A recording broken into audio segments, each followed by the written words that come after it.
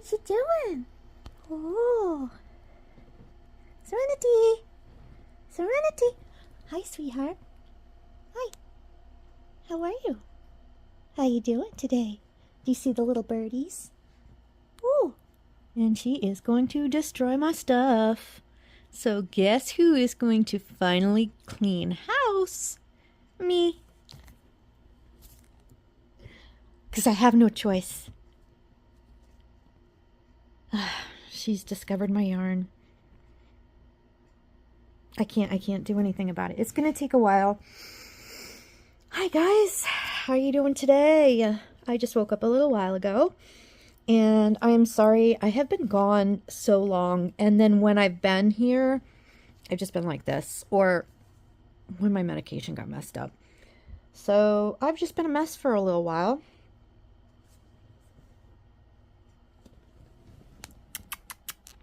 Say hi. Are you going to destroy my yarn, honey bunny? Hi, honey. Hi. Hey. Okay. Please don't eat the yarn. Okay. I gotta go save her from the yarn before she chokes on it. I don't know if I can do this backwards. La la la la. So how is everybody? How is everybody? I can't believe. Is today the last day of June?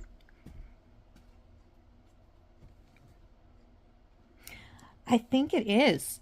Can you believe we're coming up on the 4th of July?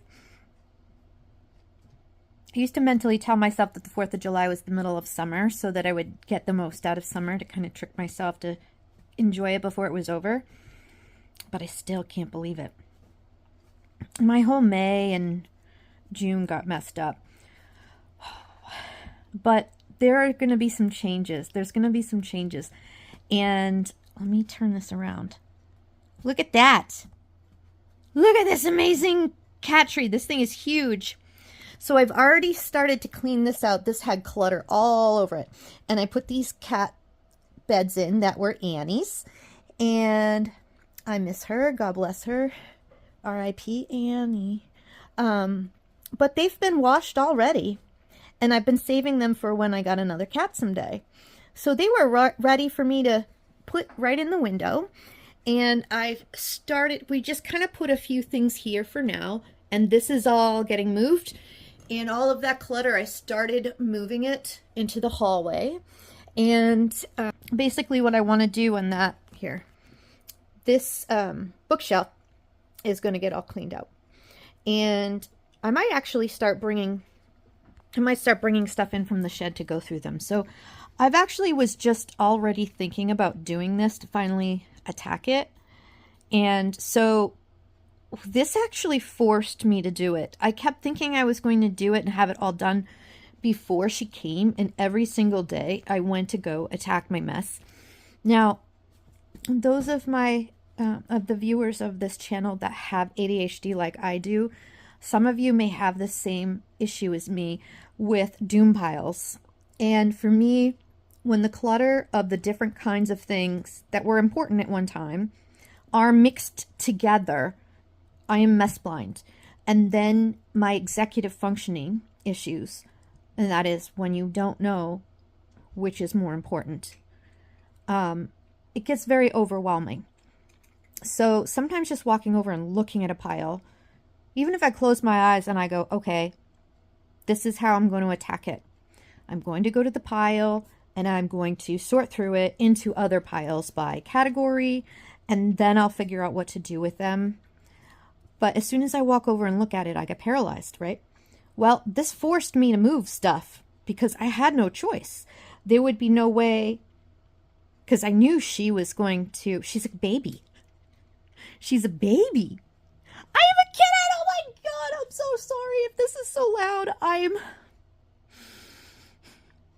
want to cry. My depression needs this. My heart needs this. I am a cat lady who hasn't had a cat. I'm going to take this off my finger. Hold on one sec. I'm a cat lady who hasn't had a cat in over a year. After Annie passed away, I was just thinking I should not get one because of my working situation since my burnout. I mean, as it was, I felt pretty bad about myself only working a couple days a week. But, yeah, it's a lot. Some of you already know. I'll get into that another time. But, hi. Oh my God, she came up. Hey. Hello, love. Hi. What are you doing? Hello. Yeah, this whole mess is going bye-byes. I don't even have to go out of my way to find her to film. Oh my God, she's the funniest thing ever. Here, let me. So you see this light? She likes to get on the bed and then stare at it like she's going to. I think she thinks she can just leap up through the air and grab it. I need this so much. I need this so much. I will say, short version. I try to keep it short. When I was in my 20s, I don't know if it was my mid-20s or early. I think it was my early 20s. I adopted my first kitty, Crystal, and she was a Flame Point Siamese. And she and I were like bonded. We were like inseparable. And I also adopted another kitty that had been abandoned by a family that lived across the hall from a friend of mine in this building.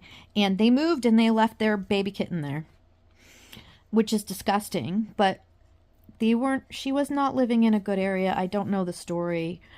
All I know is there was a family who lived across the hall and they moved and the kitten was still there. So that's all I know. So she was a little black baby kitty, actually probably the same age as her. And she had like a little white spot here. And she had one on her belly too. Yeah, she's funny. So I went to go visit her one day, my friend, and this little black kitty came out on the sidewalk as I'm getting out of my car. I pulled over to the side of the road. There wasn't any parking lot or anything. You just kind of parked on the road. And I went in there. Oh, I opened the door and I walked out onto the sidewalk and she walks right up to me and she's like, meow, meow, meow. And I'm like, she's so friendly. And my friend comes out and I'm like, whose kitten is this? She's like, the family left. I'm like, what are you talking about? That's terrible. And immediately, I didn't know what to do. So I said, I don't care. I'll take her. I was in a relationship at the time and the person I was with was not happy. He had adopted his own cat and I had my cat Crystal. So and we had bought a house together and I don't think he was expecting a third cat. But I wasn't going to keep her. I was just going to, I felt like if I left her there, she was going to starve or get hit by a car or something, She was just a baby. But she called her Moochie or Moocha because she was always clawing at the door. And so she would let her in and she would gobble up her cat's food because she was starving. And she's like, you're a mooch, being cute. She called her Moocha. And when I got her and adopted her, I ended up naming her Moochie because I thought it was cute. And she was a very interesting cat. She was completely opposite of the cat I had. So she was super friendly until I adopted her. And she did love us. She made it her mission to just get out because she remembered being out. So she was a Houdini and she was very, very good at getting out no matter how careful you were. So when I had brought her home, my intention was just call people I know, see if anybody was looking for a pet who might want to adopt her. And then if I couldn't find anyone, I was going to find a no-kill shelter and, hopefully find somebody who could either foster her or bring her to a shelter if they had space so she could get a home versus just like leaving her on the street. And after a short amount of time, like I had tried everybody I knew and nobody could take her. And then the person I was with was like, well, we can't get rid of her now. She's all attached. So I kept her. So I had them from when they were babies all the way, they're forever homes. I had them until the end of their life. So I had them from the beginning of that relationship to the end of it, to moving back home, to a couple other relationships, a marriage. Yeah. And then that was like almost a decade. And then when we had to separate and I had to move back home, they came with me. So I had them through their whole life. And you take it for granted until your cat gets to be a senior kitty, how easy it is. You know, knock on wood. For the most part, unless a kitty has, probably, if I have to take her for some blood work, probably, unless a cat has, you know, feline HIV, feline leukemia, or some congenital heart defect, or some kind of health problem, unless something like that happens, she's so cute, or heaven forbid some kind of accident, but I've never had anything like that, they live a long time. And so the first like 12 to 15 years are golden. They're almost never sick, and you don't really have a lot to pay for. So basically you just pay to bring them to the vets and get their shots every year. That's it. And food. And so I had them throughout their lives. The older kitty, Crystal, the white one, she was a Flame Point Siamese. She was such a sweetheart. She was like psychic, intuitive, sweet, nurturing, caring, bonded to me. Like, she imprinted on me that I was her mom. So no matter what I did, she was a Velcro cat. She had to be with me. And I just adored her. She was, if there's any such thing as a pet soulmate, she was mine. And I've missed that ever since. Now, I have loved every single one of the cats that I've owned, or that I've been a guardian to in my life. All of them. But there was a special relationship I've had with her, and I missed that. But so after she passed away, what was I going to say about that? So she had some health problems because she was closer to a purebred. We can get into like Siamese breeds and how some people don't think that that's really a Siamese. That's a whole nother conversation. I'm not here to talk about cat breeds. But because I think inevitably the people who breed animals to get specific qualities, and inevitably there's probably going to be some inbreeding or some genetic anomaly that causes them to be more predisposed to health problems.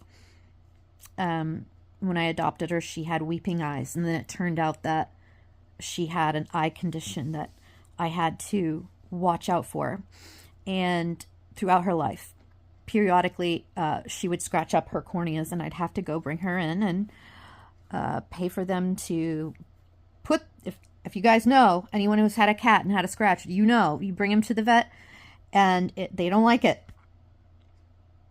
I don't know if they put drops, but I remember them having these little strip of paper, and they put it directly on the eyeball, and it's like this bright orange color, and it turns the cornea where the scratches, it picks up light, I think it was like a fluorescent yellow, and that's how they can tell if there's a scratch there. So yeah, it became an ulcer, and so then I would have to put ointment on her and her eye.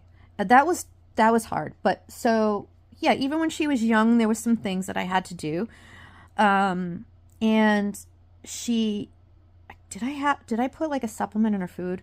I think I put like an antiviral supplement, like a lysine, because she had, the kitties sometimes get feline herpes in their eyes, and it's not like what we think of cold sores or the other thing for humans. It's different. Like, they get it when they're born, and they get it from the mom, but it ends up in their eyes, and it's a lifelong thing. So she had that, and I loved her so much, and I did whatever I could. And so I don't remember if I asked about it or they suggested it to me, but I was able to use lysine, which is, it's an amino acid that is found naturally in meat and dairy and some other foods, and it's not an herb or herbal medicine or anything like that. And if you ever want to help your pets always, always, always check, because don't ever just get something that you think is harmless. I can't remember if it's low dose aspirin. There's some things that are harmless for us that could be poisonous, and their systems are completely different. So anytime, even if something seems safe to you, there's foods that we eat that are poisonous to them. There's supplements or just things that we would think nothing of, spices. I want to say, I don't remember if it's cats or dogs, onions, garlic. I used to feed my dog when I was young. I used to give, I don't remember which one it was, if it was Abby or Rooney, raisins, because I thought, I didn't think anything of it. They're raisins or grapes. Like, what's wrong with grapes? And it turns out that the seed, they can't have the seed. Something about, was it grapes? Was it the raisins? I can't remember. You guys might know. It's bad for their kidneys. And she ended up having, I think it had to be Abby. She was a American Eskimo. She ended up having either kidney problems or urinary problems. And I had a lot of guilt because I never knew that you can't give them that. And I think my family didn't either. And I don't even know when I found it out. But by the time I found it out, I had been doing it for a couple of years, I think. I don't know. Hi! Anyway, so what I was just going to say before I got sidetracked is I had those two cats that I had adopted. And I have seen, when I was younger, when I was a teenager, I had seen families around me mistreat animals and things that I have seen growing up.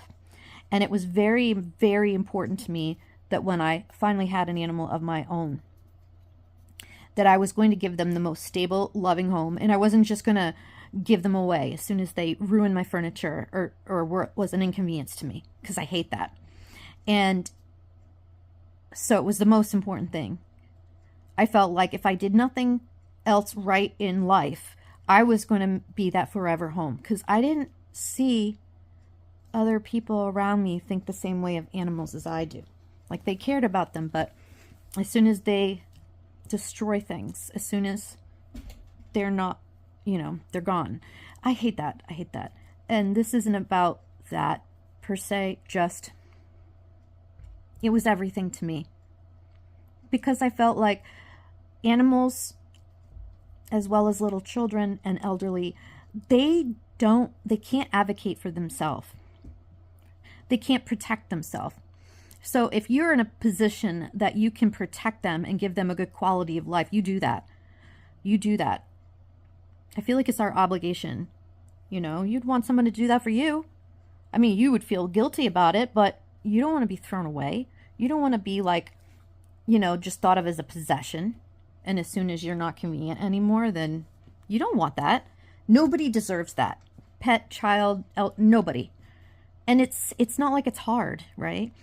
But anyway, so Moochie, when she got older, she started having health problems. I can't remember if it was diabetes or what, but I was having to do the, what do you call it? The saline drip. So they get dehydrated all the time. And so you have to every day, like, pull up a little pouch in their neck and you would inject and you would do a saline drip. But at one point before that, she might have been 13 or 14. So let's go back to Crystal, the Flame Point Siamese. Besides the eyes and the ointment, so gradually as they get older, just like adults, like humans, they get health problems. They get diabetes, they get cancer, they get allergies, they get thyroid problems.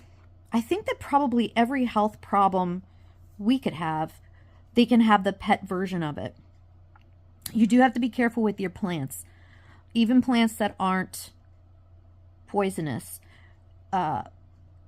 could make them sick. And if you wouldn't want something for you, protect your animals. It's not hard. Put the plant up high or get a hanging basket, Now I had, hi!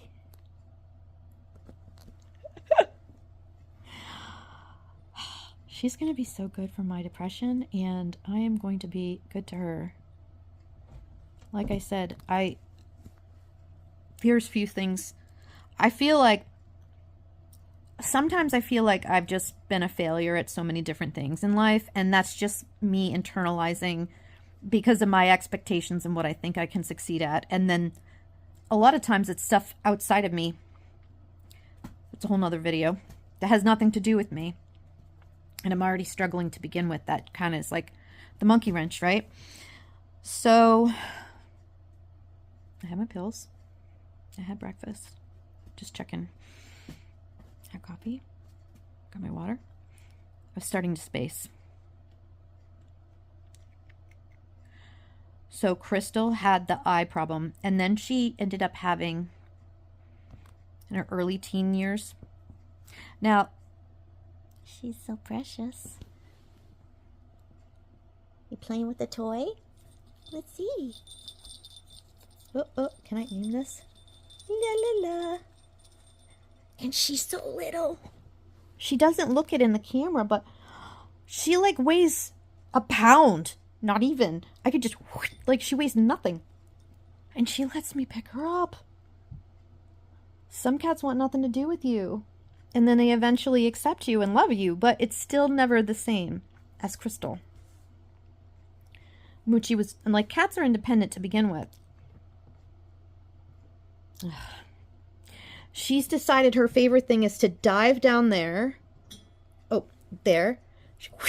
And then she comes under the sofa, which has like this much space between the ground, and she squeezes through it, and she brings all the dust bunnies. So I had to like move the furniture away from the wall yesterday and vacuum and then take a dry mop. Guys, this place is going to get so clean whether I like it or not, because then what she does, she jumps up onto the bed when we're sitting up there and we haven't made the bed yet, and then I'm sitting there, I'm like, why are all these dust bunnies and pieces of dirt, what the heck is all over the sheets? I'm like, ugh. So basically, if it exists, if there's a dust bunny or anything in this house in any corner, it's going to end up in my bed, because she's going to be running around like a little zoop, zoop, zoop, zoop spaz, because she is a kitten and they can't help it. Oh my God, I wish I had one fraction of that energy. I feel like I've been tired for so long between my medicine and then being discouraged and the fact that I have major depression anyway. I swear a lot of the time all I want to do is sleep. But I'll tell you what, you can't sleep. She'll pounce on your head, but luckily it doesn't hurt because she weighs like nothing. You can't be mad at her. She's so sweet. We've closed off the back room, so she can't go in there. But yeah, I'm kind of developing in my mind a plan of attack, and I think I'm going to do each day a little area at a time. And that tree is huge. And that's going to go right in front of the window.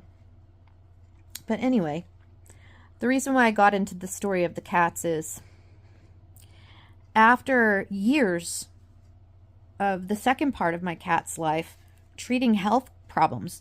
So with Crystal, I was always watching out for her, rubbing her eyes and and then having to go to the vet and get the ointment and put it in her eye every day, and then hope she doesn't scratch it up, and putting supplements in her food.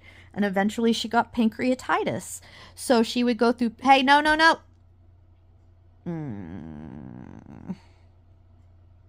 I'm not going to use a water bottle. She almost got in the trash can yesterday, too. Please don't do it. Please don't do it. Please don't do it.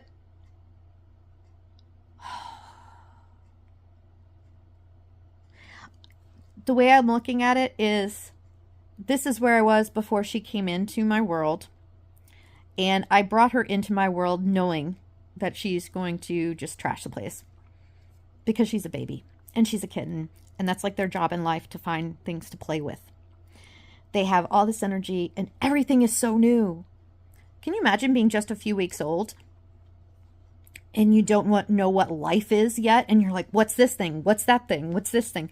So yeah, she's gonna be a little bit of a force, but she's so tiny. So yeah, I guess what I was getting at is I've had cats at the end of their life for the last 25 years. I have not had a kitten. At least 25 years, maybe 27. I'm 50. I haven't had a kitten. Was it 97? 1, 2, 3, 4, 5. 23. I was 23-ish. 22, 23. And I'm 50. She's walking all over my counters. She's only been here since Saturday night. Oh God, I'm gonna have to do the dishes. So, yeah, this is gonna be interesting. So my goal this week, I feel like every time I say this and put it on my channel, it doesn't happen. So maybe I shouldn't say it, but I definitely am going to clean this. My goal, let me say that. My goal, I have other things that are just as important. So actually more important. So if I don't do this goal, as long as I'm working towards one of my goals, there, I'm not going to trigger my demand avoidance. All right. So my goal is to get this place nice. And, you know, I've been depressed for so long. I've had nothing but endings since 2016, and I just gave up. I'm like, other people get to have kids and families, and I'll see them playing on the lake. Why don't I get that? And I don't mean that in a selfish way. I'm just feeling like we all have hard times, and we all have good times, and it's all part of life. But all the things that I wanted since I was young, I'm never going to be able to have. And then it was like one loss after another. After I lost Crystal, and then she had all the, the pancreatitis where you have to be careful and give them special food. And then she had kidney problems. So I had her have her own special kidney diet. And pancreatitis can get serious sometimes. She periodically wouldn't be able to eat. And you have to watch them very carefully. So periodically there might be a few days where she'd be throwing up and she wouldn't be able to eat. And the thing with cats, I can't remember if it's drinking or eating. I think it's eating. If they do not eat within a short period of time, their liver goes and they could die just from that. So even if they didn't, so, which is, was a danger with 2 of my cats towards the end, because yeah, that's scary. If you have a cat and you didn't know that, look it up, because I might be remembering it wrong. But yeah, anytime you have some kind of emergency, and the emergency itself might be something that you can fix with medication, like maybe they are sick or they're diabetic or something happens where they can't eat for a few days. Then after, I think it's 2 days, there's a certain period of time, ask your vet, there's a certain period of time that it goes beyond, it actually, their liver, I think their liver starts to shut down and they'll get jaundice, and then it becomes that in itself, they can die. 3 days? I can't remember.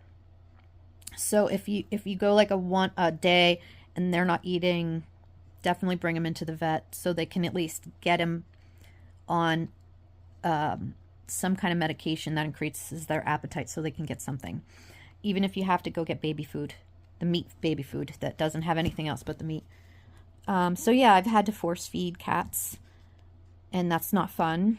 I've had to force pills down their throat, and I hate doing that. And then Moochie started getting sick, and she had the thyroid issue. And this is not uncommon when they get older. Some of them get this. And they're little tumors on their thyroid. It's like an organ that's kind of shaped like this. And we have it right here.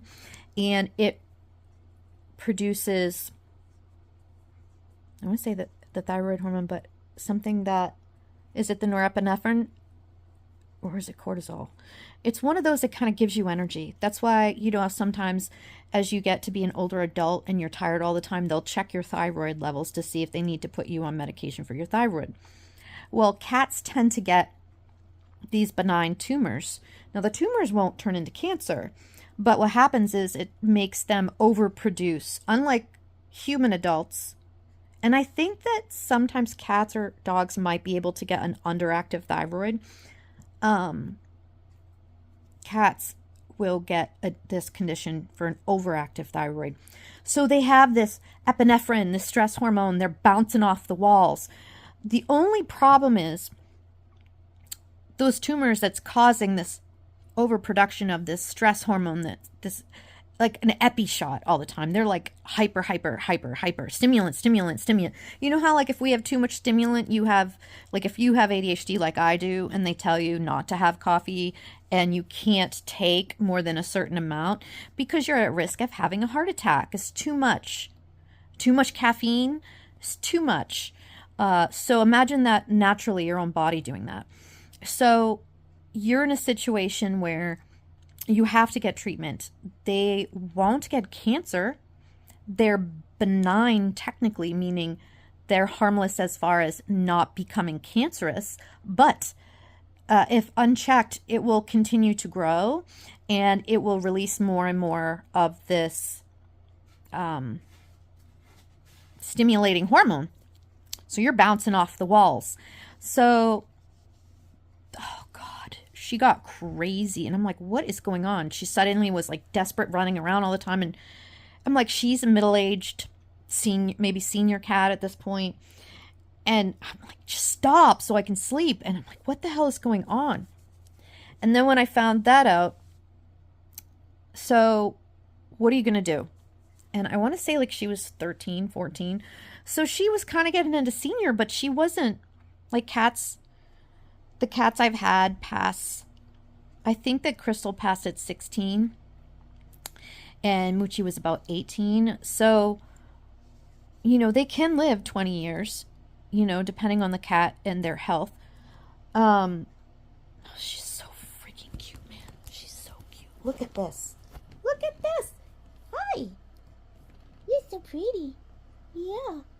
You're so pretty. You're my little sweetheart. Yeah, with Moochie, I had to decide. So there's medication that they can take. No, please don't do that. Everything that she can knock over is a toy. I'm going to be cleaning this week because this is going to, we're going to get woken up in the middle of the night. She had the zoomies. So, with Moochie, so you can put them on a medication, and if you're financially struggling, the medication is the cheapest route, but I don't think it stops it from growing. Then there is, you can get surgery.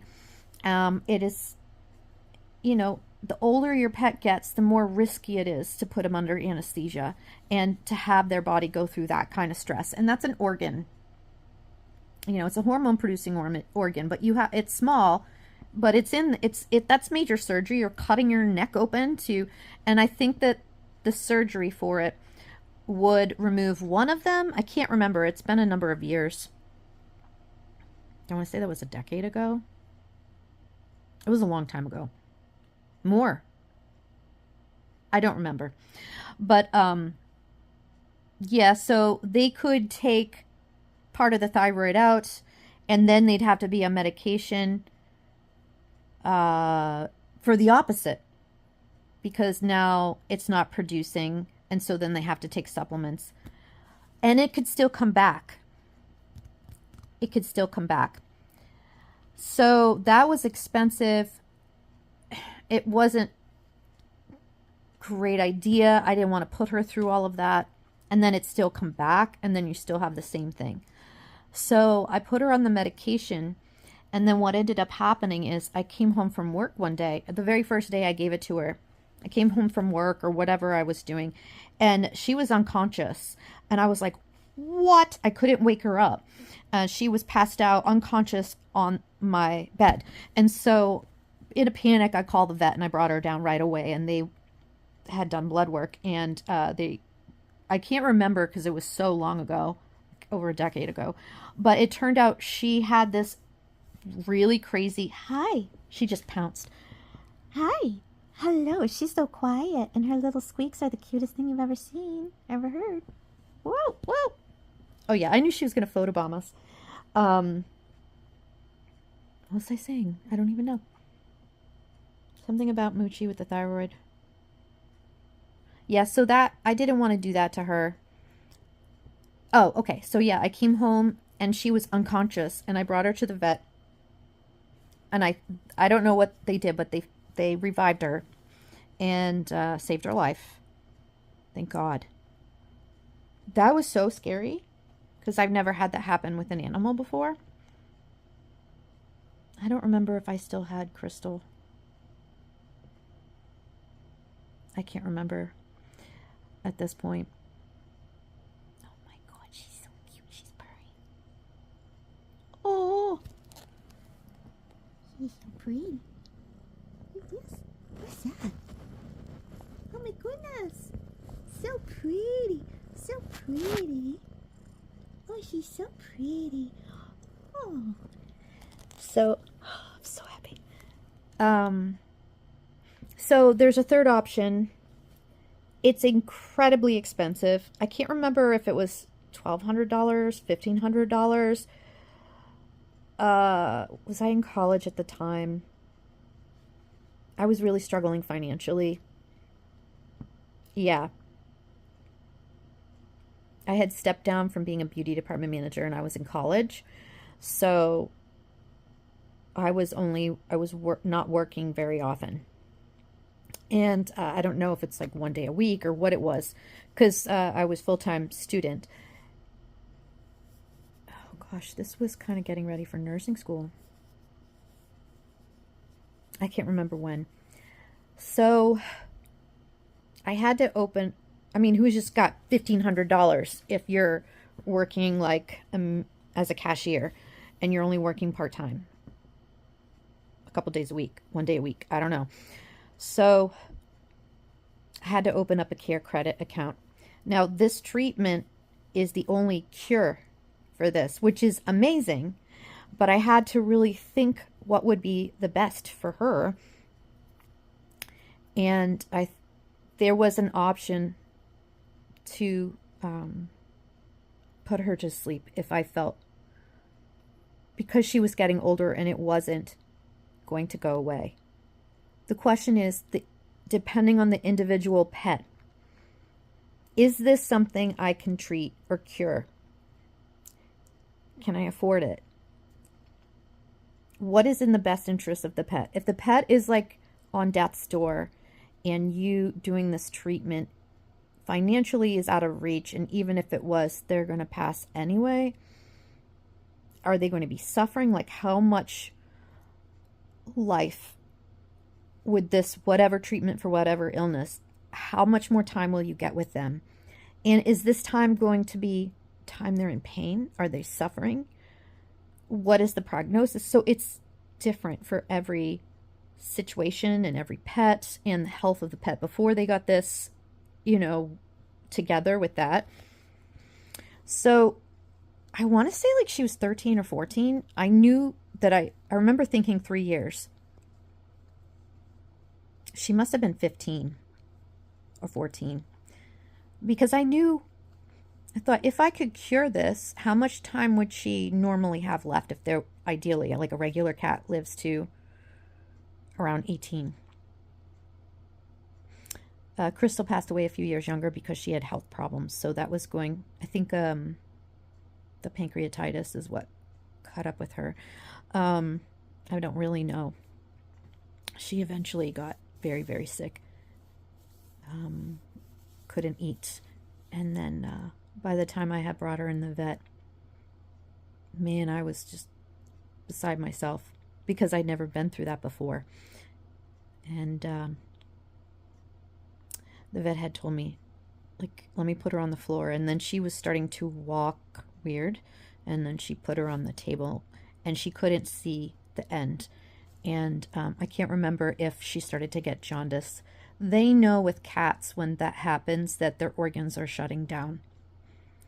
And unless you can reverse that, they're in the process of dying anyway. And she got to the point where she didn't see the end. And she's like, I think neurologically she's blind now. And in her case, the vet could see that she was dying. She was probably dying, so I had to put her to sleep. That was horrible. That was absolutely horrible. We did what we could.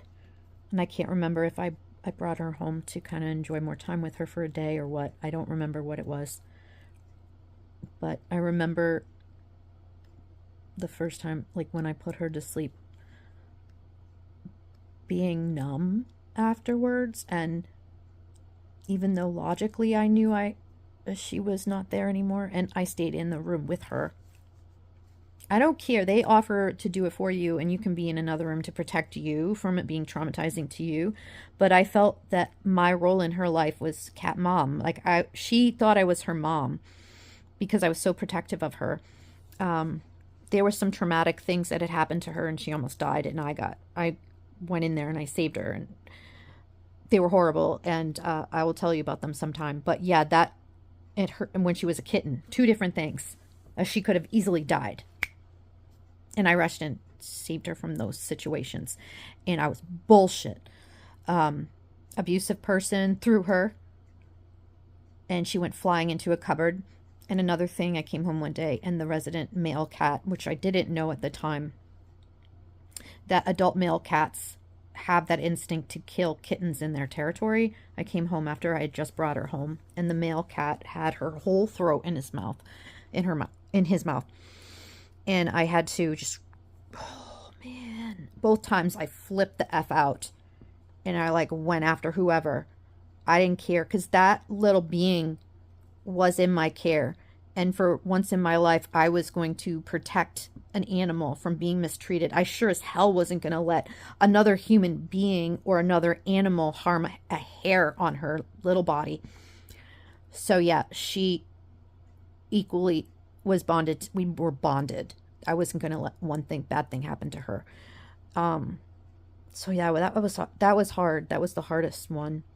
And then with Moochie and her health problems, I decided that, okay, this is out of reach financially. And almost nobody gets that because almost no one can afford it. And usually, from what I understood from a woman that was there, that worked there, that I got to know, I had gone to the same vet between my pets and my family's pets. We had gone to the same vet for like 20 years. And so you get to know the people there, and they're wonderful. They were wonderful. They have done things for me, and I was very grateful for them. If it wasn't for me trying to keep my anonymity and protect myself, because this is such a public forum, I would tell you, go there, they're awesome. But yeah, no. So I had to think long and hard. And I thought, well, what would be the right thing to do for her, regardless of money? And then I thought, she doesn't have other pre-existing conditions at that point, I don't think. And I thought, this is the only thing. And what is the prognosis? Well, this treatment, although monetarily out of reach for me, is the only cure. It's the only thing that will 100% make it cured. Period. So I thought, well, I promised when I adopted her to give her the best life I could. And if I don't do this thing, I have to put her to sleep. Is that right? Well, if there was absolutely no way I could get this thing for her, maybe. I don't know. But she was young enough. I want to say like she was 13, 14. I just felt like that was really too young. And if I had the ability to do this thing to cure her, this is just my feelings about it. I felt it was my responsibility to try it. So then it was a matter of how do I get the money to do it? And a woman there told me about care credit. And I had good credit at the time. I don't know if I do now. And so I opened a care credit account. Now, their percentage rate is very high. If you have another credit card, if you have another option to help you, I would recommend that instead. I don't know if it's the same now, or if you do get care credit, pay it off as soon as you can. Yeah, I didn't have money.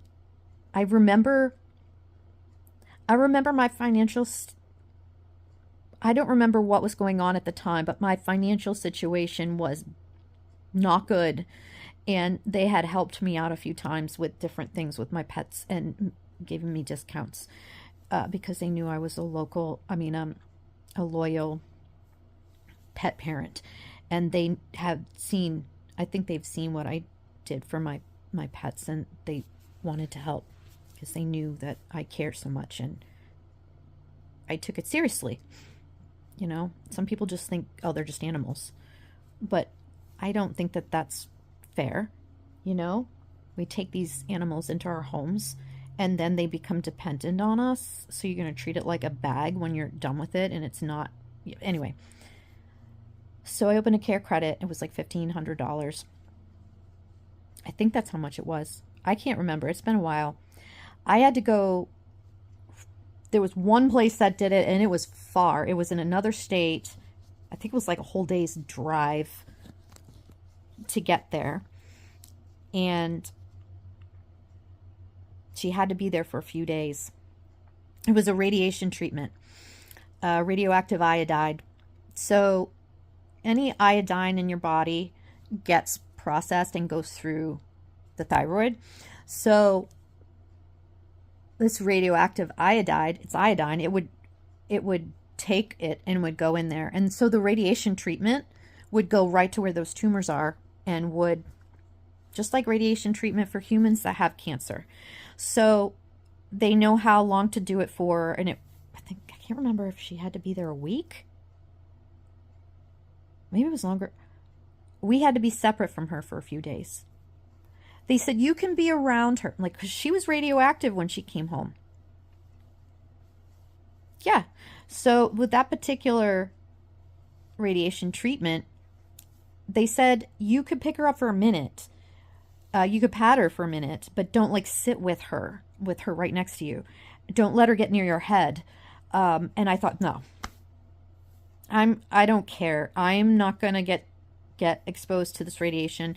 And it was horrible. I had to go put a radiation symbol on the door, and we put her in the laundry room. So we go in there and say hi to her and leave. My dad would have slept in there if I let him. He would have just had her on his head because that's how he was. And I'm like, Dad, no. And then I felt horrible. She was crying. I'm like, it's 3 days. She's going to be stressed out. She's going to be crying, but she's going to be fine. Her being lonely for 3 days and being stressed out was not going to kill her.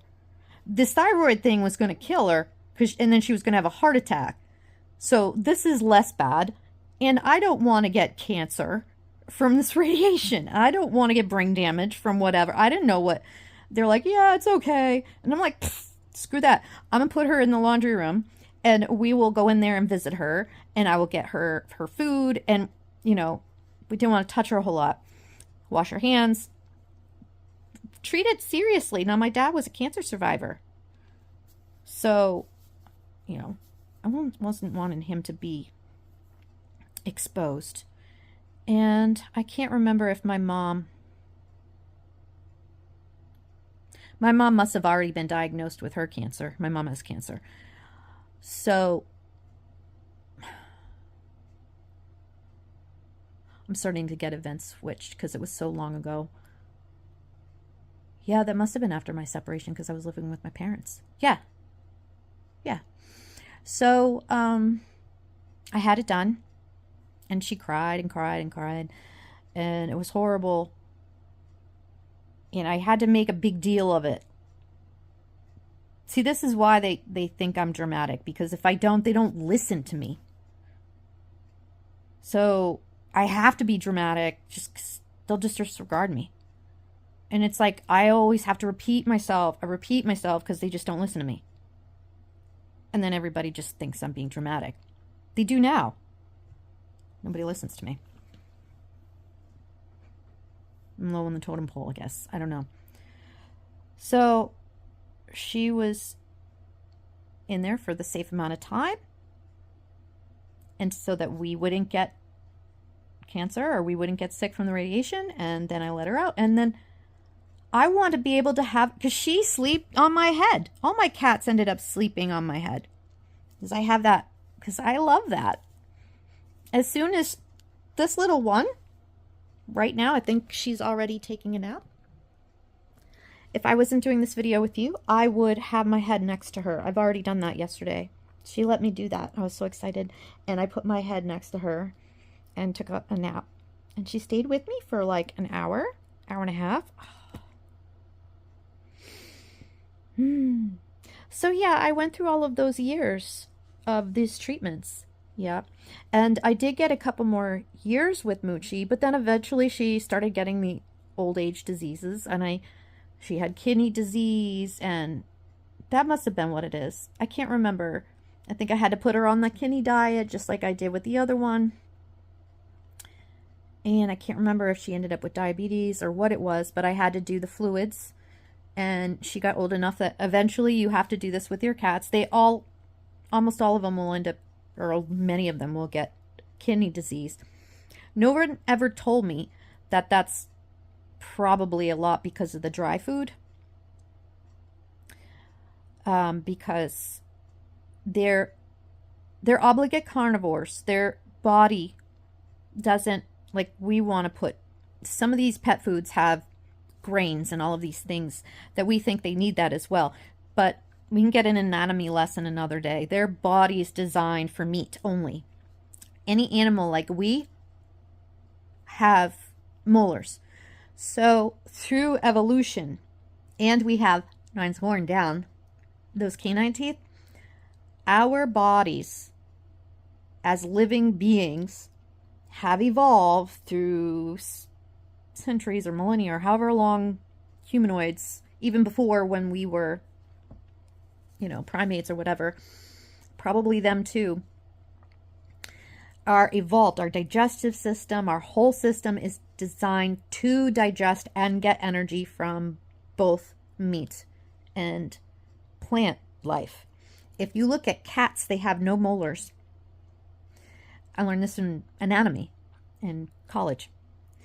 Their body is not designed. They actually can't even taste sugar.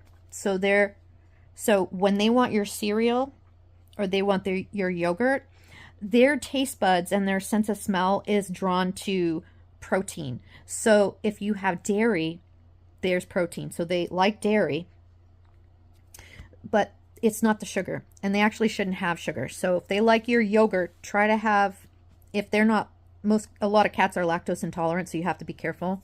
You don't want to give them milk. It'll just not be good for their digestion. But I think you can give them some plain yogurt.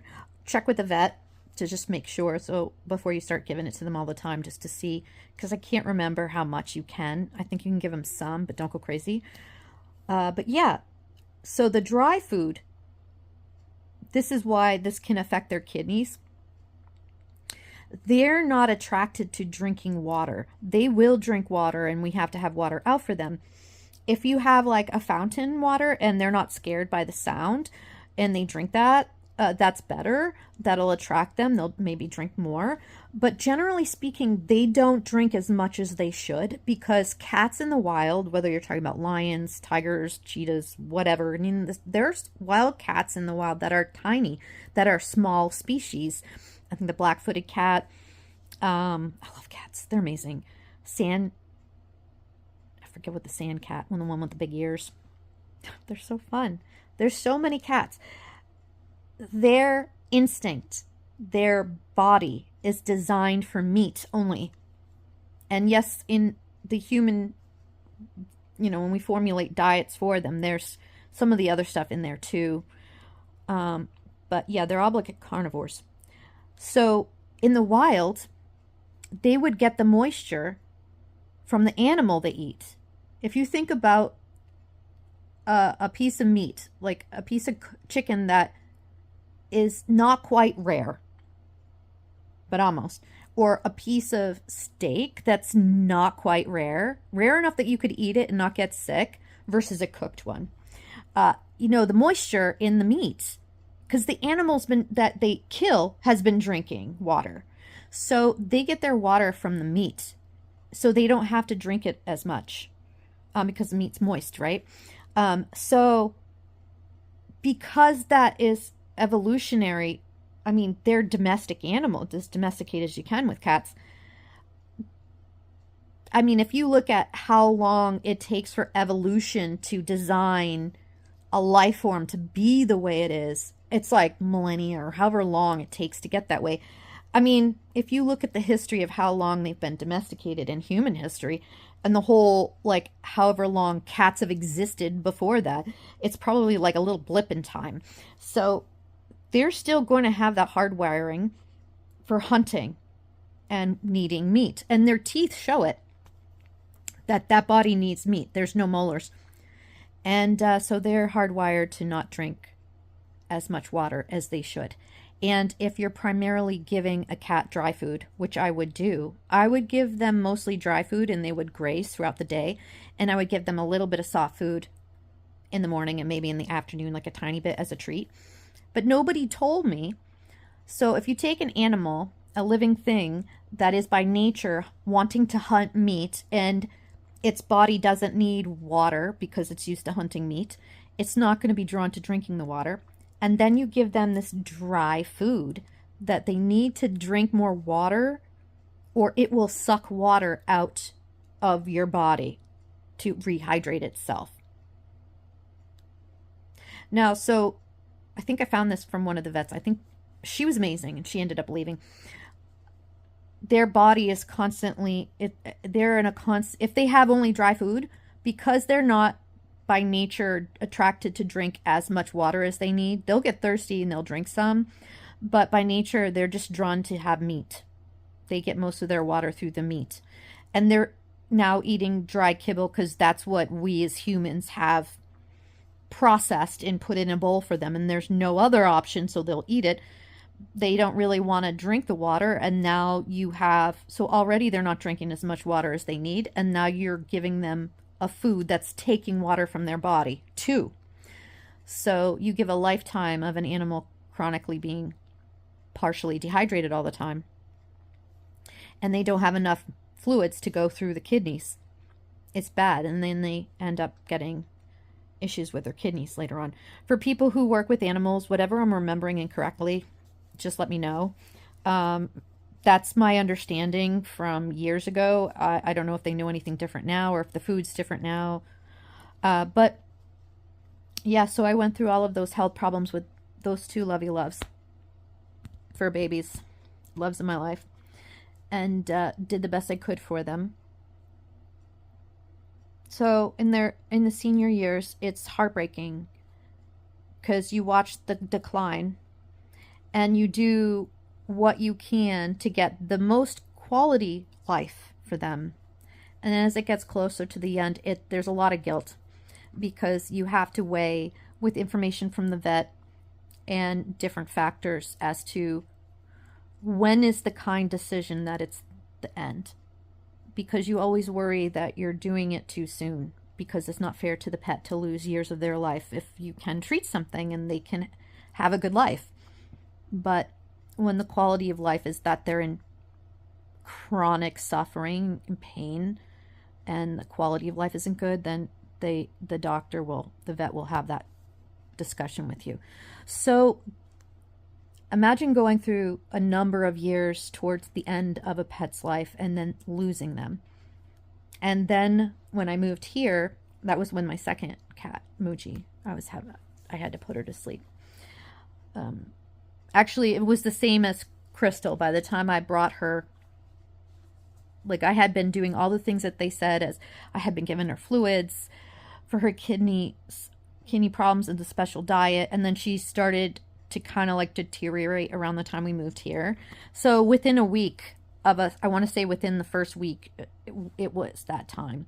And I felt very, very guilty because I thought the stress of the move might have contributed to that, but that's another video. And then when we moved here, because the cat Sam that they adopted as a kitten, they had two cats. since they were babies that were 6, 7, 8, maybe 10 when we got here. I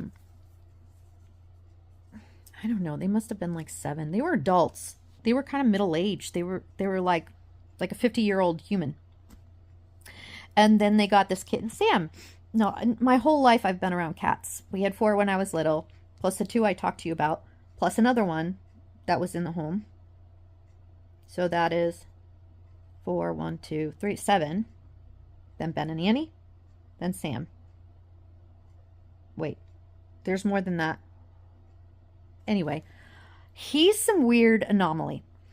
I'm a Jackson Galaxy girl. I love all of that. I always was into cats way before that. When I was a kid, we had 4 cats, and we had this big coffee table book called The Book of the Cat.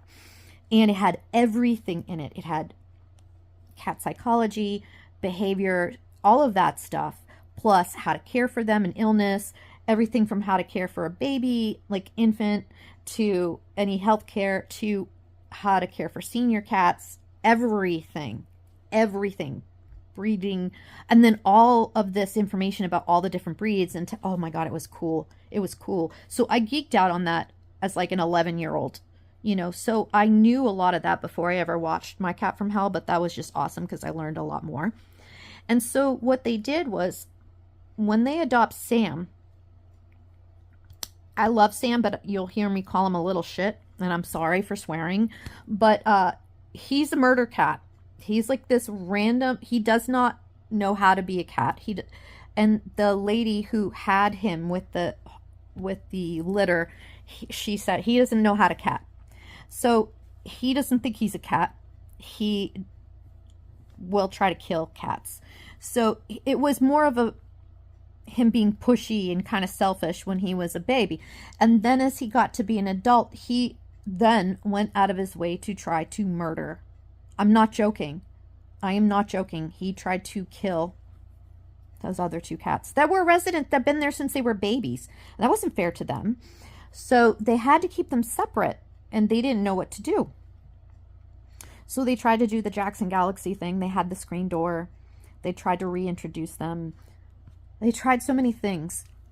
He had those other 2 cats so traumatized by him actually trying to kill them, specifically the male Ben. Now, when we moved here, I adopted those 2. Because I'm like, there's no way we're putting them in a shelter just because they can't be with Murder Cat. Why should they give those 2 up who were awesome kitties, sweet? You adopted them first. They didn't ask for you to bring in this other cat. Why is he more important? Because he's bonding with you? No, it's not cool. They're not going. No. When I went through a divorce and I moved back home, Ben was so sweet. He was like this empathic, psychic, sweet, gentle soul. Oh my God, so sensitive, so feeling and gentle. And you just wanted to take care of him and make sure he had the best. He would confine me, and I was like a shell of a person. I was going through a lot, and I was not psychologically, emotionally okay for a long time. And he would confine me. He knew, he felt, he would confine me from wherever, and he would sit next to me, and he would comfort me. And so he was a jewel. He was a gem. He was like a saint in a cat's body. I can't even express it. So little cute Sam grows up to turn into this little shit murder cat who tries to freaking kill them. Not joking. Like, they would go so fast. Like, there'd be a ball, like fur, pieces of fur were coming, and they'd go. It was horrible.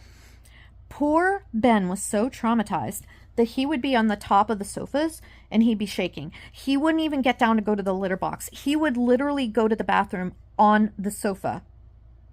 He had PTSD so bad. It was horrible. Sam tried to kill them if they ever came in contact. So they had to keep Sam away from them. Alan had asked me, hi Alan, he had asked me if this little one has met Sam yet. And I'm like, murder cat's not coming near my kitten. Nope. Because when I adopted my first kitten and I brought her home, I didn't know that about male cats. Male cats have that instinct. Anybody who's watched nature shows with lions knows that that's their instinct. Males get in the wild, and it's probably the same with feral cats because these animals were wild before we domesticated them. I don't know how many generations it takes to, once you domesticate an animal before it loses its instincts. And dogs have been domesticated. They can't survive on their own. They would have to be taught by their mother in the wild how to hunt and do all of those things. So you can't just let the dog would die. The dog depends on us. It's like a child with fur. It's just, you've humanized this animal and it depends on you. So you can't do that. Cats, if they're taught by their mother to hunt, they could, maybe. But yeah, those wild cats, they have that instinct because instinctively, like with the tribe of lions, when the male cubs get of a certain age, they have that instinct because if they stay in the pride, they'll try to mate with the females and they can't have that. That's inbreeding. They can't have that. So when they get of a certain age and they're teenagers to young adults, they get kicked out. And then they're out on their own. So you might have 1, 2, 3 young males. They're young adults. And so now they got to find a pride. Now, how are they going to have babies? How are they going to procreate and make future lions? The only way they can is to wander around and find a pride of lions that has an elderly male or an aging male. And they fight the male. And if they are physically stronger, they fight the male until the male leaves, tail behind his legs. And then he lives by himself until he dies. It's very sad. And then they immediately go kill the cubs. Immediately. Because those cubs are the genetic offspring of that lion that they just kicked out. They don't want to be raising that lion's kids. Because if you think about it, and humans sometimes feel this way too. It's nature. It's nature. Think about it. If you're a wild animal, I'm sorry I've been going for so long. I haven't talked to you guys in forever, and I'm sure this is really boring, but if you look at what it's like to be a wild animal, there's no jobs, there's no money, there's no malls, there's no grocery stores. It's you and a couple others like you, and you don't have tools, you have your teeth, and you got to find some living thing that's part of its own tribe, and they're going to fight you to go kill it, to eat it. You have used up your physical energy. They're like on the edge of starvation. It's a struggle. All of those animals living in the wild, they're all threatened. So imagine they don't want to waste energy on food that they themselves can eat when they're always starving on these cubs that aren't theirs. Biologically, it doesn't make sense. So they murder the babies. Oh, it's horrible. They show on those nature shows sometimes. If you're sensitive to that stuff, don't watch those particular episodes of the shows with the lions. Because those new male lions, and they just put them, they're so tiny.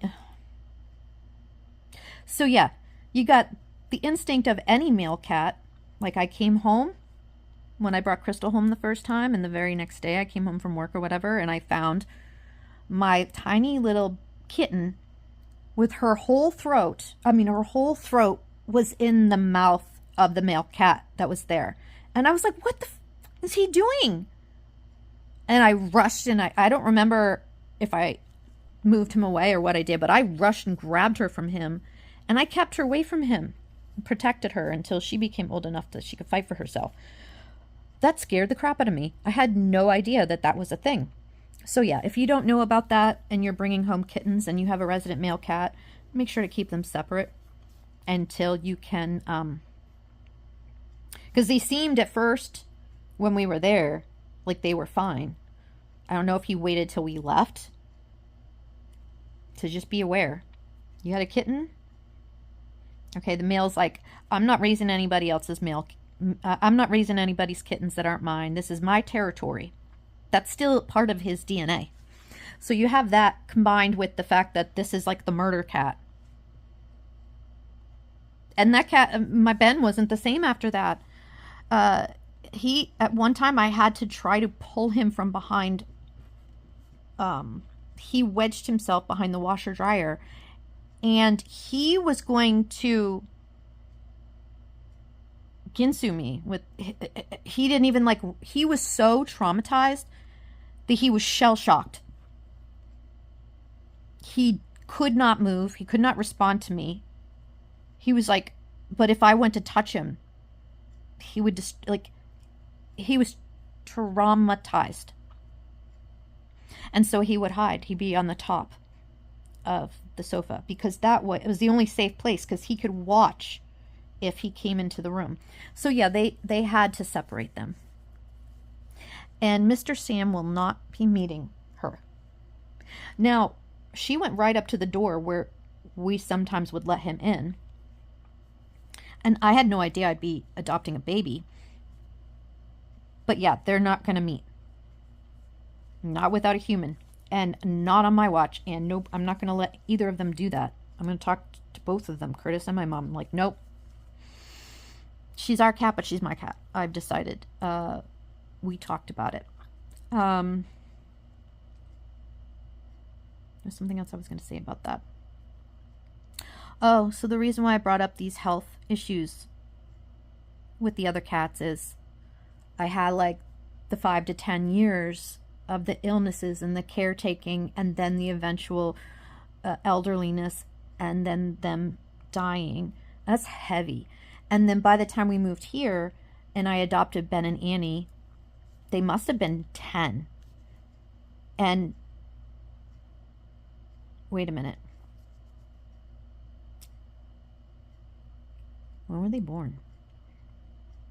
Born 2008. They were 16 because we moved here in 2016. I mean, wait, they were 8? I don't know. I'll figure it out. They were like just before a decade. And within a couple, so I had those two cats and I had the years of all that sad and heaviness and that was important to me.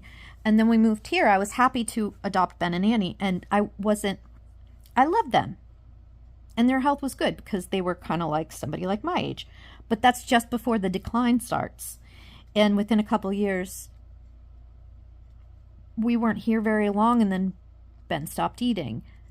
And I was trying to force feed him and I was trying to do the things that I would have to do with my other cat just to make sure, like I said, if it goes more than 2 days and they don't eat, their organs, the liver breaks down, the organs start shutting down and they will die. So you literally have to force feed them if they don't eat on their own within a couple days, just so that they don't die. And then, you know, it's horrible. So I had to do that with Crystal because of her, pancreatitis. Is the pancreas what does insulin? I don't know if it's about the insulin, what causes that. Make them not want to eat and throw up food. So then when we adopted those two, within a couple years, he died young. He ended up having stomach cancer. And that was a shock because I loved him.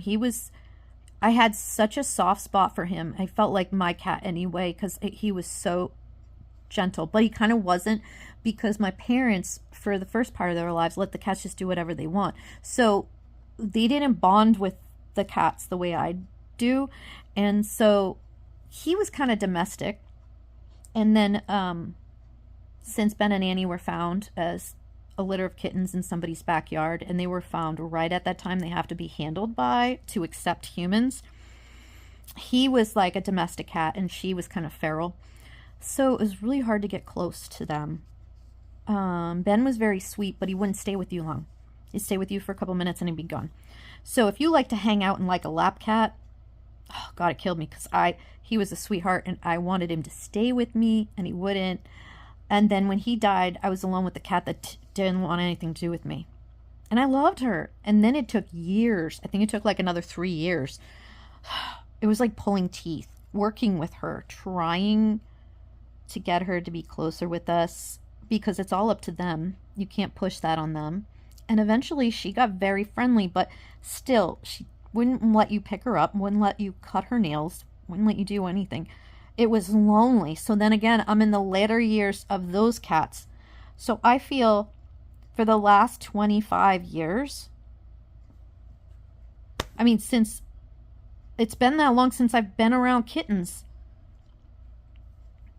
And I adore cats, and I've been around cats my whole life, but it almost feels like my entire adult life is being around senior, aging, ill cats, caretaking, geriatric cats, and it breaks your heart. It's not their fault. And I will do it again, because if other people don't care about them, they deserve to have the best life that they can. You know, I don't think of pets as disposable. They're living things. How would you like that? But it's just like, I should die with 4 cats, man. And I have depression. And since Annie's been gone, I'm a cat lady. I've had cats since I was my early 20s. I'm 50. I feel like a part of me is missing not having a cat. I'm such a cat person now after all of this time. I'm so attached to them. I so, like, intuitively know them. And I've, like the book I had growing up, I've always been like this cat person. I could go to somebody's cat at somebody's house, and I know, it's funny because I didn't even know about the slow blink, but I was doing that anyway. And I did it for that reason, that I'm like, if I act sleepy, they're not going to be scared of me. And that actually is a way they communicate. And if you guys know Jackson Galaxy, it's the kitty I love you. But that's why. So when they meet a cat and they do that slow blink, that's exactly why they do that, to say, hey, I'm not going to fight with you. I'm not a threat. And then they'll be your friend. And I did that with Annie. And then she went from hating me to, oh, I can be your friend. It worked immediately.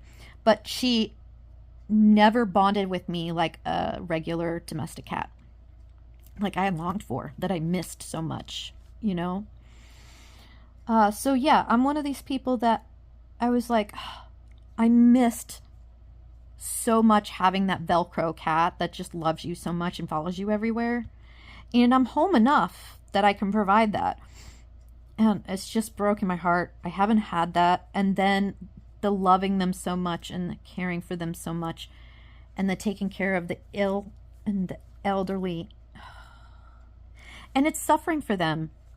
Shoving food down their throat. Forcing pills down their throat. Putting ointment on their eye.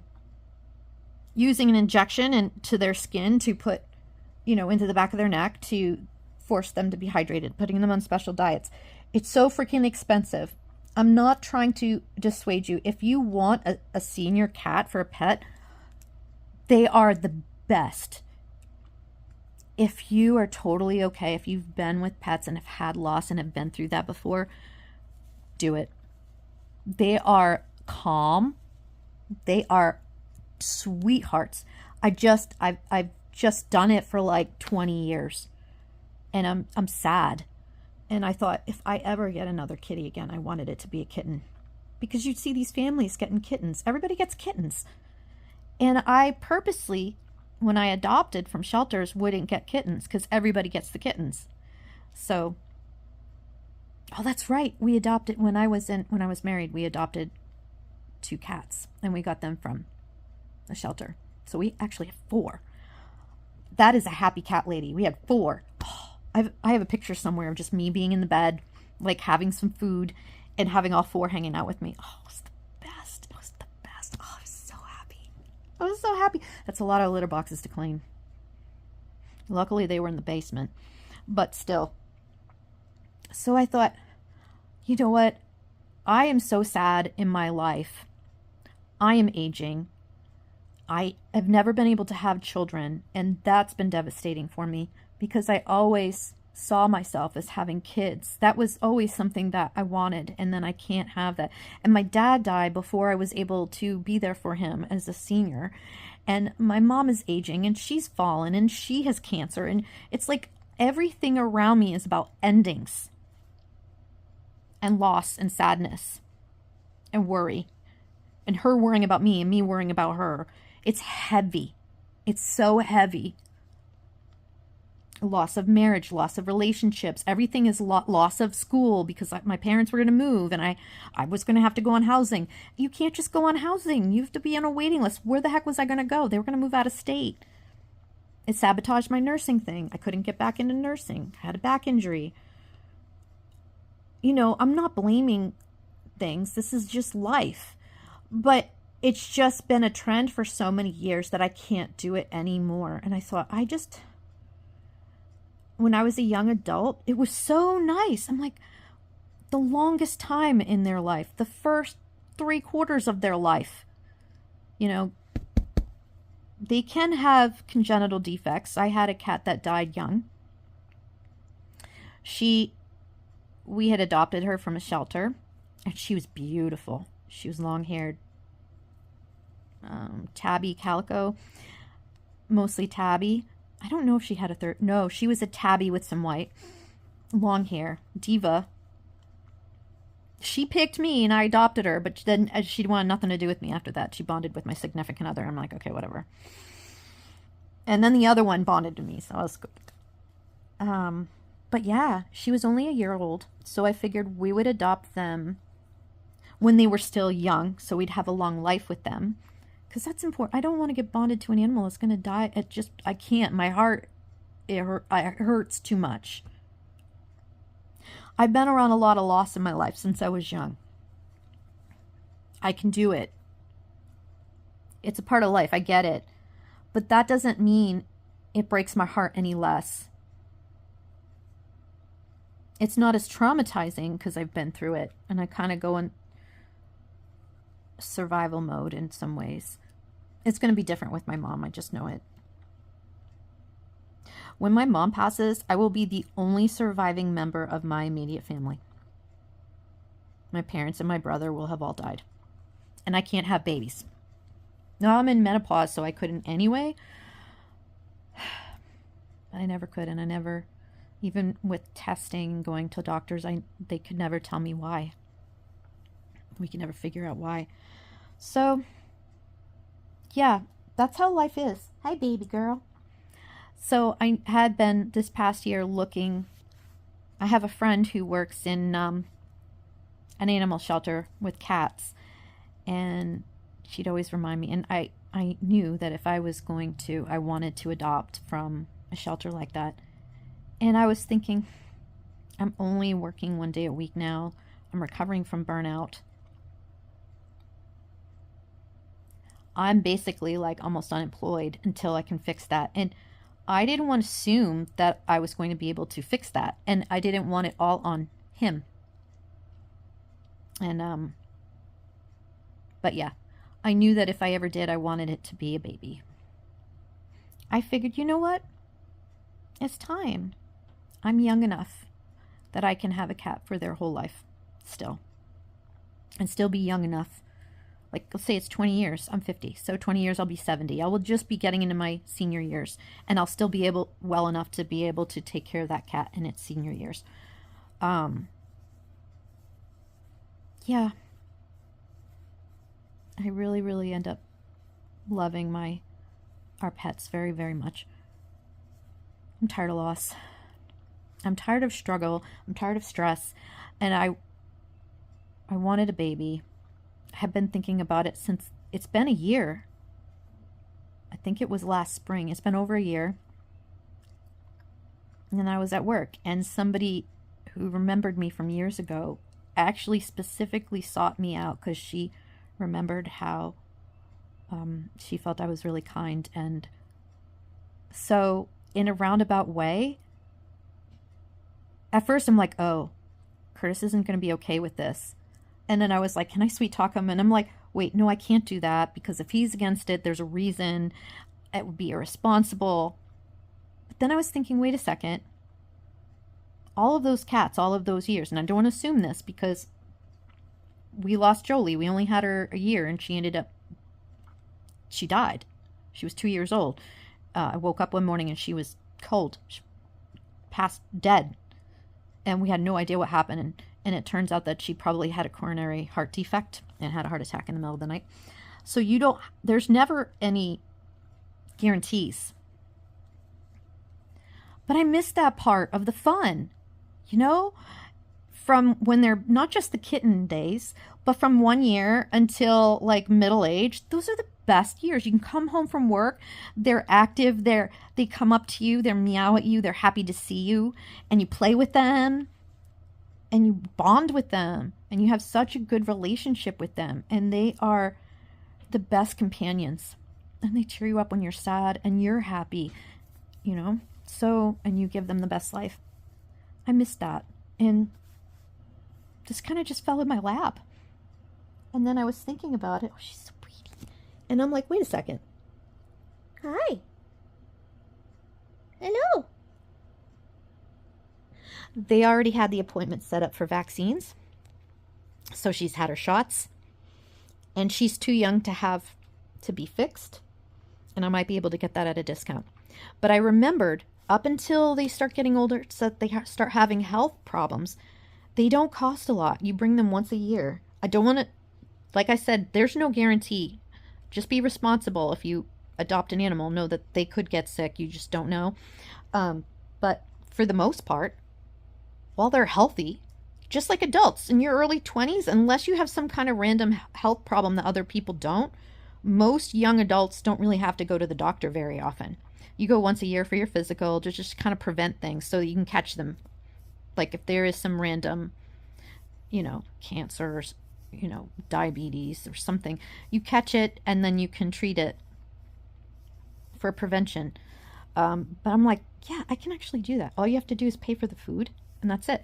And then I was like, oh, that's why that they were so expensive, besides the medical treatments that you get for them when they're ill and then they start having health problems. Oh my God, the visits to the vet that you have to keep doing, the blood tests, the scans, the x-rays. These things are hundreds and thousands of dollars added up all together. And then the expenses for putting them to sleep. And then the expense for getting the little urn to put them in. And then I had to open an account with the vet to pay for that, because it was kind of like with Moochie. It's thousands of dollars. But I also forgot, when you have an elderly cat, once they get to be a certain age and they start having health problems, then you're spending extra money on special prescription food for them. Kidney food, thyroid, specific or even digestive issues. If they have digestive issues, like Sam's got digestive issues, they are in special food. That's expensive. When my cats were kittens, I could just go get Friskies. It's, what, $5 a bag? I don't know how much it is now, maybe 10. That lasts a while.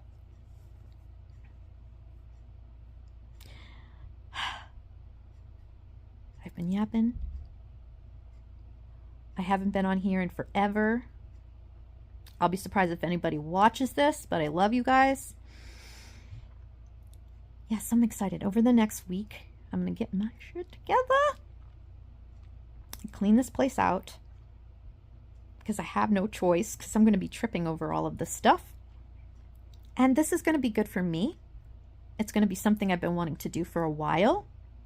And maybe I can save up and get some area rugs and finally paint the house and make it look like an actual house. I've never really wanted to settle in, and I've never really unpacked. I have boxes and boxes of stuff since we moved here in like 2016 or whenever. I still have a lot of things I haven't unpacked because I have depression. And then the amount of losses since we moved here. Like I said, my cat Moochie died. But then it was like, then the American Eskimo, my mom had to put her to sleep. She was getting older where she was having trouble walking. Her arthritis got very bad, and it was very painful for her. And then Daisy, the other dog, the Papillon. Then the next year she was put to sleep. Then the next year Ben was sick, and it turned out that there was so much cancer in his belly that even if I force fed him, it wouldn't go through. And his organs were shutting down, like I said, and there was no choice. There was no treatment. There was no treatment. It was throughout his whole body. There was no way to treat it. You couldn't treat that cancer. They'd have to remove his stomach and all of his intestines, and a being can't survive without their digestive organs. Who knows? Maybe it was in his heart too. I don't know. But it was through his entire body. You couldn't really see through the image in the x-ray because it was just, his whole body was full of it. And then a couple years later, Annie. All of our animals, when we moved here, we had Moochie, Ben and Annie, Sam, and the 2 dogs. We had 6 animals. And then every year an animal's dying. Until they're all dead. Sorry, I didn't mean to be that. But I was out of nursing school because you're going to have to find a place to live, kid. We can't be here anymore. I'm supposed to like pack and get ready. Anyone who's in nursing school knows that you have to have a stable place because you're going to make yourself not employed because nursing's hard enough. And that was enough to make me fail. And then I was out. And then my dad died within weeks. Then we had to find a place to live. Then my cat. Then the dog. It was like a whole bunch all at once. And then loss, and then loss, and then loss, and then loss. And then my mom treating her cancer. And then her blood clot. And now her falling. I'm tired. And I have to figure out how I'm going to make enough money so I don't lose the house. It's a lot. So it's just, a human being can only take so much before you kind of get, you're so discouraged that you just kind of collapse into it. Like your spirit as well as your psyche will just shut down, even if you don't have depression. So I already have depression. And I was so depressed when we moved here. Just losing nursing and my dad. So I have been in a perpetual state of loss and grieving since 2016. Since the spring of 2016. That's a long time. That's 9 years. So I knew if I was ever going to get a kitty, it's time. I'm like, I want to play with a kitten. I haven't played with a kitten in 25 years. I can't have children. Oh, look at her. Look at her. Look how pretty. I don't know how close I am to her, so sorry. I am not shoving this in her face. It probably looks that way, but I'm a foot away from her. Oh my god. Hello. I hope I'm doing this right. I'm gonna go. I'm sorry it's been an hour and a half, but I haven't talked to you guys in a long time, and I'm still a hot mess. I know you guys stop saying sorry. Ironically, I just put a thing about that. Alan was saying, I'm always perpetually saying I'm sorry. I don't know about DJ and Ego Shredder and Hakon, if you guys have that too. So I'm going to get myself together. I'm going to give myself a makeover soon. I'm going to cut my hair. And I am going to get ready to start applying to jobs. I can't carry this heavy feeling anymore. I don't have anything left. I have so much stuff in storage to go through. Besides the stuff on this floor, and then that room, and then in the basement, and then I have in a storage shed. And I want to go through it in case something happens and I have to move. You never know what the future brings, right? I love you guys. You are the best. And this is my new baby. And we're trying to come up with, Serenity is hard to say, but it was a special name given to her already. So the couple that had her couldn't keep her. They wanted to. So I'm going to stay in touch, and they can come over anytime they want and visit her. And I'm going to send them lots of videos. So, and I'm going to be around her. So I'm going to spoil her rotten. I'm never going to yell at her. I'm not going to spray her with the water bottle because it doesn't work. And they have their own mind. And you're just going to cause stress. It only stops them in the moment. They'll wait till you're gone. They'll just do it anyway. So there's other ways that you can do stuff. I don't think there's anything else to update you. But this is a pretty good update, yeah? I'm sorry it's like how I am in the morning. I thought I was going to wait and do a video later.